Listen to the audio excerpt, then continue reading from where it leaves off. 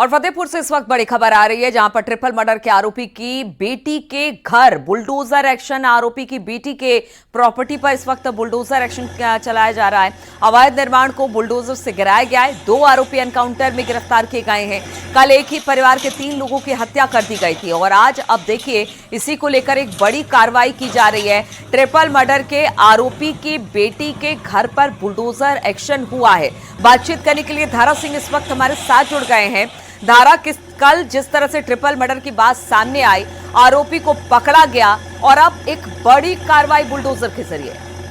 निश्चित तौर पे कहा जा सकता है कि ट्रिपल मर्डर के बाद पुलिस ने जहां आज भोर में 2 आरोपियों को एनकाउंटर में गिरफ्तार किया है, तो वहीं इस मामले में अब तक कुल 4 आरोपियों को पुलिस गिरफ्तार कर चुकी है। वहीं इन आरोपियों के करीबियों की जो अवैध प्रॉपर्टी है, पुलिस ने उसको खंगालना शुरू कर दिया। ऐसे में मुख्य आरोपी सुरेश के बेटी का जो एक मकान था अवैध पाया गया है, जिसको प्रशासन ने बुलडोजर से ढहा दिया है। हालांकि जो मृतक के परिवार वाले हैं, अभी एक खबर सामने आ रही है कि वो शव का अंतिम संस्कार नहीं कर रहे हैं। उनकी ओर से लगातार वह जो तमाम किसान नेता है उनकी ओर से मांग की जा रही है कि जो भी ये आरोपी है इनके सभी के घरों पे बुलडोजर चले, क्योंकि कहीं ना कहीं इन्होंने दबंगई के दम पर, गुंडई के दम पर तमाम अवैध तरीके से कब्जा करके मकान का निर्माण किया है। तो डीएम की ओर से इसमें कमेटी बनाई गई जो लगातार इस पूरे मामले की जांच पड़ताल कर रही है। इन आरोपियों के जो प्रॉपर्टीज है उसे खंगाला ऐसा माना जा रहा है कि फतेहपुर में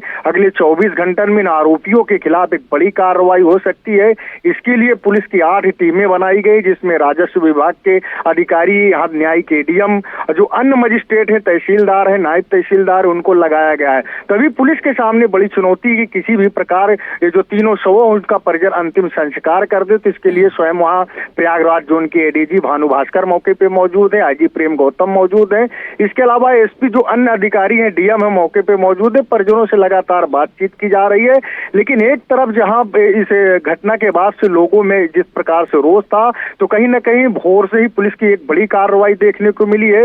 इस पूरे ट्रिपल मर्डर केस के जो 4 आरोपी हैं, जिनमें से 2 को एनकाउंटर के दौरान पुलिस ने गिरफ्तार किया है, तो पुलिस के लिए एक बड़ी कामयाबी है। लेकिन जिस तरह से लोगों में नाराजगी है कि लोगों के जो अवैध मकान बने इन आरोपियों पर, इन पर बुलडोजर एक्शन की कार्रवाई की जाती है, भी शुरुआत हो गई है। माना जा रहा है कि यह कार्रवाई आगे भी जारी रहेगी, क्योंकि कहीं ना कहीं जीरो टॉलरेंस के तहत सरकार की जो नीति है उस पर प्रशासन काम कर रहा है और निश्चित तौर पर ऐसे अपराधी है जो बख्शे नहीं जाएंगे। इसको लेकर पुलिस प्रशासन ने अपनी तैयारियां मुकम्मल यही वजह है कि तुरंत कार्रवाई करते हुए 2 लोगों की गिरफ्तारी हुई है और साथ ही साथ अब जितने एक्शन प्रशासन की तरफ से लिए जा सकते हैं, पुलिस प्रशासन की तरफ से, वो किया जा रहा है। बताया जा रहा है कि जो आरोपी थे जिनको गिरफ्तार किया गया है, उनकी बेटी के घर पर इस वक्त बुलडोजर का एक्शन जारी है और आगे भी इस तरह का एक्शन देखने को मिलेगा, क्योंकि कहा यह जा रहा है कि जो परिजन है जिनके घर में ये मौतें हुई हैं, 3 लाशें हैं, वो उसका अंतिम संस्कार नहीं कर रहे हैं। और यही वजह है कि अब प्रशासन